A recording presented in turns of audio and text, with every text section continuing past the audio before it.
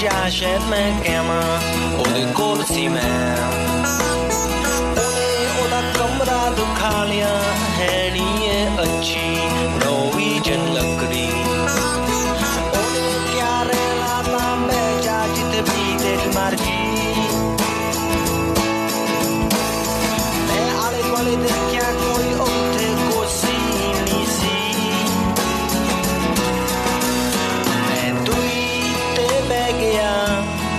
ਸਮਾਂ ਸੋਚ ਕੇ ਉਹਦੀ ਸ਼ਰਾਬ ਪੀ ਕੇ ਅਸੀਂ 2 ਵਜੇ ਤੱਕ ਗੱਲਾਂ ਕੀਤੀਆਂ ਫੇ ਉਹਨੇ ਕਿਹਾ ਸੌਣ ਦਾ ਸਮਾਂ ਹੋ ਗਿਆ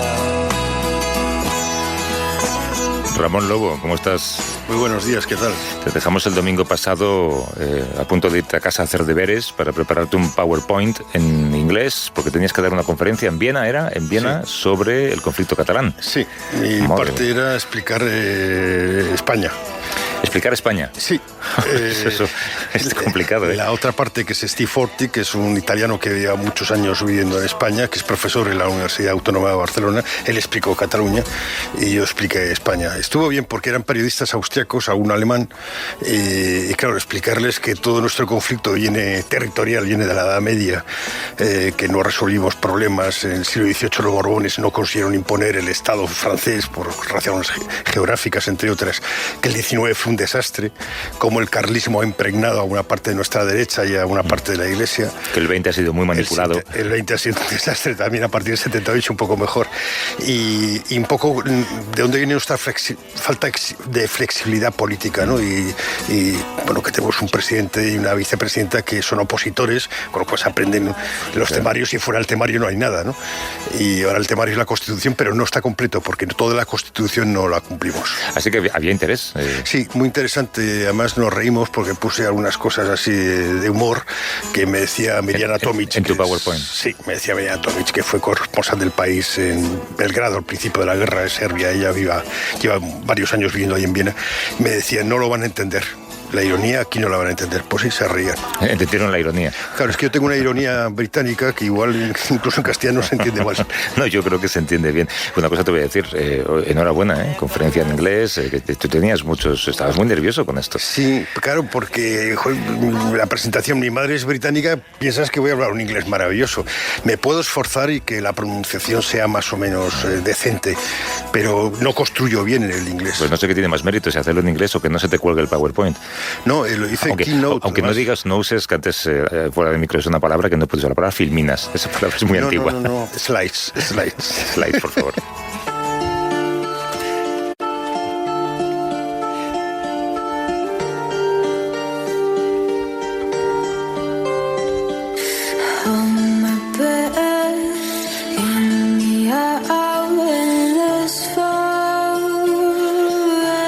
Queríamos hablar de una sola cosa para tratar de entender por qué ha hecho esto Donald Trump, ¿no? El pasado viernes, cientos de manifestantes con miles de personas tomaron las calles en las principales capitales del mundo árabe al grito de Jerusalén es la capital de Palestina. Desde que el miércoles pasado Trump anunciara el reconocimiento de Jerusalén como capital de Israel, el mundo árabe está alzando la voz contra el presidente norteamericano. Yo creo que por su mente infantil, como mucha gente la define, no cabe entender lo que significa lo que ha hecho.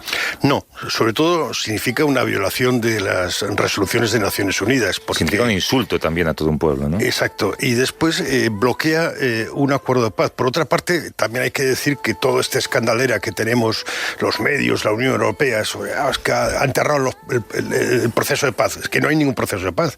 Estamos sumidos en una especie de teatro de proceso de paz, pero claro, evidentemente, si tú entregas a Jerusalén la capital entera, estás favoreciendo la colonización, no solo de Jerusalén, sino también de Cisjordania, que la aspiración última de Netanyahu y de la gente que piensa como él, que son sobre todo los sionistas revisionistas, como su padre, para ellos Israel es todo. Entonces ahora no sé qué solución le queda a los palestinos. 8 años de equidistancia con Barack Obama. Bueno, Netanyahu consideraba que no era equidistancia porque no había ninguna química con el expresidente norteamericano, pero ahora todos los esfuerzos por encontrar un sendero hacia la paz pues echados a perder. Sí, Bill Clinton decía Netanyahu que era la persona más hijo de que se había encontrado en su vida. Y Bill Clinton era una persona muy próxima a Israel, como muchos demócratas. Aquí lo curioso es que la gente que más le ha presionado son los donantes israelíes, como Adelson, que nos quería traer aquí Esperanza Aguirre, han sido los que más ha presionado para que Trump diera este paso. Están encantados todos ellos. Para analizar en profundidad este tema nos acompaña uno de los periodistas españoles que mejor conoce Oriente Medio, es Eugenio García Gascón, que es corresponsal del Diario Público en Jerusalén. Eugenio, ¿cómo estás? Buenos días. Muy buenos días. Muy bien, gracias. ¿Vosotros? Cuéntanos, es una pregunta demasiado amplia, pero ¿qué puede pasar a partir de ahora? Bueno, esta es una cuestión que no está clara qué va a pasar, porque en Oriente Medio pues no sabemos bien las cosas hasta que ocurren, ¿no?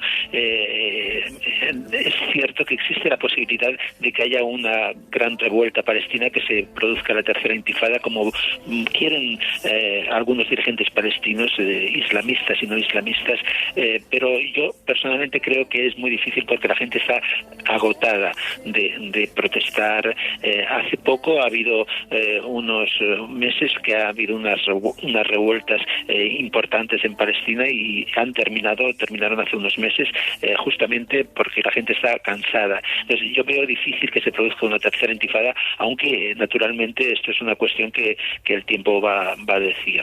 ¿Estás de acuerdo con lo que comentábamos, ¿no? Que para Netanyahu el mejor regalo que podía tener este año era la llegada de Trump a la Casa Blanca? Bueno, sí, está aprovechando la llegada de Trump a la Casa Blanca, aunque se ha de decir también que en un principio eran un poco escépticos los israelíes, Netanyahu, porque temían que, siendo como es un hombre que va a su bola, actuara de otra manera, pero se ha visto claramente en estos meses que ya llevamos casi un año de Trump, se ha visto claramente que no va a su manera, que responde a los intereses del lobby israelí en Estados Unidos. Entonces, pues aquí hay una enorme satisfacción con la presidencia de Trump, como se está desarrollando hasta ahora. Eduard Said, un intelectual palestino ya fallecido, decía que una de las soluciones podría ser que los palestinos renunciasen a la Autoridad Nacional Palestina, que al final es un ente corrupto, y pidieran la nacionalidad israelí, con lo cual Israel se encontraría ante el dilema si es un Estado democrático o no. Efectivamente, ha habido voces en ese sentido y desde luego el papel que está jugando el presidente palestino, Mahmoud Abbas, es bastante flojo, ¿no? Y tiene bastantes críticas dentro de los propios palestinos, que ven que el diálogo no conduce a ninguna parte y que hay muchos palestinos que están a favor de la tercera intifada. Ya veremos si se produce o no, pero están a favor de ella porque ven que el diálogo simplemente no está dando ningún resultado. Al contrario, Israel está intensificando la colonización y aumentando, haciendo crecer las colonias judías en los territorios ocupados, y por eso consideran muchos palestinos que es un fracaso de Mahmoud Abbas, que lleva ya una década al mando del pueblo palestino y no ha conseguido nada por las buenas de Israel. Desde luego no ha conseguido no ya desmantelar, sino frenar el crecimiento de los asentamientos. Y Eugenio, más allá del simbolismo religioso, explícanos por qué es tan importante Jerusalén. Bueno, Jerusalén es un símbolo para todos, es un símbolo para los israelíes en primer lugar, pero también para los palestinos, por supuesto. Los israelíes dicen que han estado durante siglos diciendo que el año que viene irán a Jerusalén, y ahora pueden hacerlo, pero es cierto también que la mayoría de los israelíes no pisan Jerusalén porque tienen miedo y porque no lo consideran tan importante, sino más bien una cosa simbólica, ¿no? Pero es un símbolo que tiene una gran fuerza también para los palestinos, puesto que aquí está la mezquita Al-Aqsa y el Domo de la Roca, donde estuvo en la antigüedad el templo judío, donde los musulmanes consideran el tercer lugar sagrado dentro del Islam. Entonces, la importancia de Jerusalén para unos y otros es el carácter simbólico que tiene, más que el carácter real y físico de la ciudad, es el carácter simbólico. Porque de hecho los palestinos no renuncian a considerar Jerusalén la capital de su futuro Estado, si alguna vez lo logran. Nos atiende también, y te voy a pedir que te quedes con nosotros, Eugenio, desde Ramallah, Xavier Abu Eid, que es asesor y portavoz de la OLP, la Organización para la Liberación de Palestina. ¿Cómo estás, Xavier? Buenos días. Buenos días. ¿Esta decisión de Donald Trump cierra la puerta definitivamente a una solución dialogada a este conflicto? Por lo menos cierra la puerta a cualquier rol que Estados Unidos pueda jugar en cualquier proceso de paz. Estados Unidos, si bien es cierto, para muchos nunca fue realmente un real mediador, con esto ya quedan claro que la administración Trump no intenta por lo menos parecerse a lo que debería ser un mediador. ¿Y dónde habría que buscar esa mediación? ¿En Europa, entonces? El tema más que buscar una mediación es entender de que en Palestina se violan resoluciones de Naciones Unidas y el derecho internacional humanitario de forma diaria y no se llevan acciones al respecto. Nosotros entendemos de que y deseamos que haya una solución negociada de dos estados que pueda lograr una paz justa y duradera. Sin embargo, cuando vemos que la mayoría de los países simplemente repiten esas palabras, pero no llevan acciones concretas al respecto, nos provoca cierta reticencia en cuanto a cuál es la real voluntad política de la comunidad internacional de que existan esos dos estados o no. Es que esos dos estados fue el resultado de la cumbre de Anápolis, que Bush prometió que en un año iba a estar. Creo que hablábamos del año 2008. Y como dices, no ha habido ninguna voluntad. Y mientras que las palabras van por una dirección, la realidad va por otra. Porque ahora mismo Israel ocupa casi el 80% de Cisjordania y es imposible crear un estado.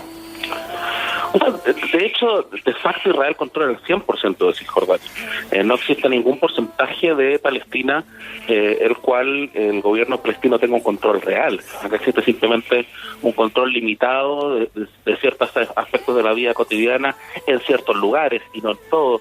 Recordemos que hace prácticamente 30 años, en 1988, la OLP reconoció al Estado de Israel sobre la frontera de 1967 en una decisión bastante dolorosa, por cuanto eso significa, para que la gente entienda, que nos están escuchando, reconocer a Israel sobre el 78% de lo que era la Palestina histórica, antes de que Naciones Unidas se metiese, el mandato británico, etcétera. Es hablar de un Estado palestino solo sobre ese 22%.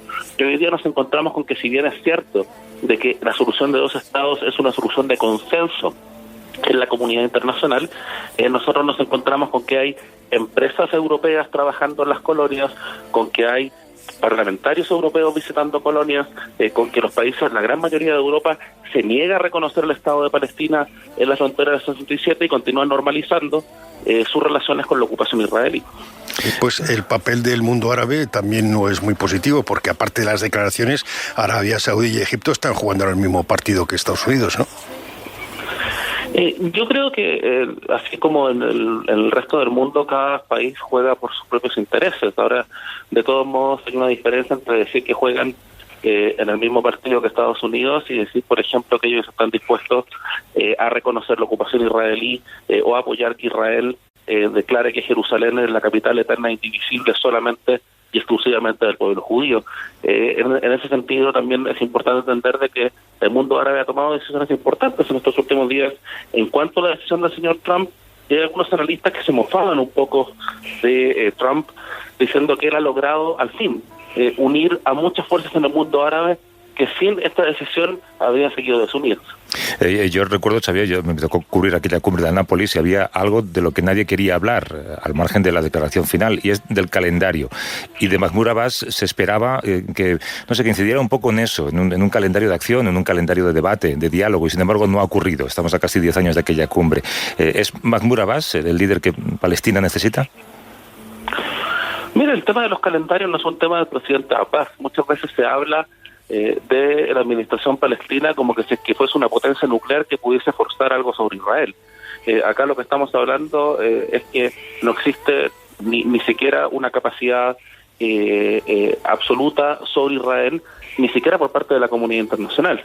Acá los plazos comenzaron en la conferencia de Madrid, después con Oslo, que se dijo en el año 93 que en 5 años habría un Estado palestino, luego fue la hoja de ruta en el año 2002, otros 5 años más, luego fue Anápolis, 1 año, y así sucesivamente. Por ende, el tema de los plazos no es un tema que solamente haya estado durante el mandato del presidente Abbas, y no es responsabilidad del presidente Abbas que la comunidad internacional no quiera asumir su responsabilidad legal y moral en esta situación. Eugenio, en aquella cumbre en Estados Unidos había una enorme implicación de los agentes europeos, digamos, de los mediadores europeos. ¿La situación que vivimos ahora refleja en parte el fracaso de Europa como agente mediador? Efectivamente, Europa ya no es no es una fuerza que actúe ni siquiera defendiendo sus propios intereses en Oriente Medio. Tenemos en cuenta que Oriente Medio es el, como dirían los americanos, el patio trasero de Europa. Sin embargo, los europeos no hacen nada. ¿Por qué no hacen nada? Quizá porque los grandes líderes europeos tienen otros intereses. Desde luego, por ejemplo, Alemania tiene el interés tiene a sus espaldas todo el proceso del Holocausto durante la Segunda Guerra Mundial. Francia está vendiendo armas a países como Arabia Saudí y otros, Bahrein y otros países de la región. Inglaterra lo mismo. Entonces, estos países no tienen una capacidad de liderazgo que es necesaria en estos momentos para sacar este conflicto adelante. Desgraciadamente, al no tener una capacidad de liderazgo, los demás países europeos tampoco obran como deberían obrar, y esto está siendo una catástrofe. Haber dejado todo esto en manos de Estados Unidos ha conducido a esta situación, y la desgracia es que los europeos no pueden o no saben unirse para resolver este conflicto que tan importante es para Europa, incluso para el terrorismo en Europa. Claro, para el futuro de toda la humanidad. Nos contaba antes Eugenio que él no cree que vaya a haber una tercera intifada. ¿A ti qué te parece, Xavier? Creo que la pregunta acá no es si es que va a haber una tercera intifada o no. Acá hay una violencia constante, diaria, cotidiana, que se realiza en contra del pueblo palestino por parte de fuerzas de ocupación, colonos ilegales. Por ende, la gran pregunta acá simplemente si es que se va a hacer algo porque los derechos de un pueblo que lleva más de medio siglo violados se cumplen. Y en ese sentido, acá dar tanto énfasis en lo que sería, entre comillas, la seguridad de la ocupación, si es que va a haber un intifada o no, y no dar ese énfasis a qué acciones se van a llevar a cabo para liberar al pueblo palestino, yo creo que en ese sentido valga la redundancia, el énfasis no está bien dado. Ya, lo entiendo perfectamente, porque además son 50 años también de incumplimiento de resoluciones de la ONU. Eugenio García Gascón, que es corresponsal de Público en Jerusalén, y Xavier Abu Eid, que es asesor, también trabaja con la OLP, asesor y portavoz de ese organismo. Os agradezco esta conversación a los dos. Un abrazo fuerte. Un abrazo. Muy buenos días. Gracias. Muchas gracias. Hasta luego. Interesante esta conversación. Sí, además Xavier tiene un acento chileno. Es curioso esto. Hombre, hablando de acentos, acento chileno, no te pierdas, a las 9 viene Jorge Ramos, es el periodista de Univisión, el latino más conocido, sí, uno de los Trump, hombres cierto, más influyentes, exacto, y el periodista al que Donald Trump echó de una rueda de prensa por pretender preguntar sobre inmigrantes. Fíjate qué descaro. Qué descaro. Hasta luego, Ramón. Un abrazo.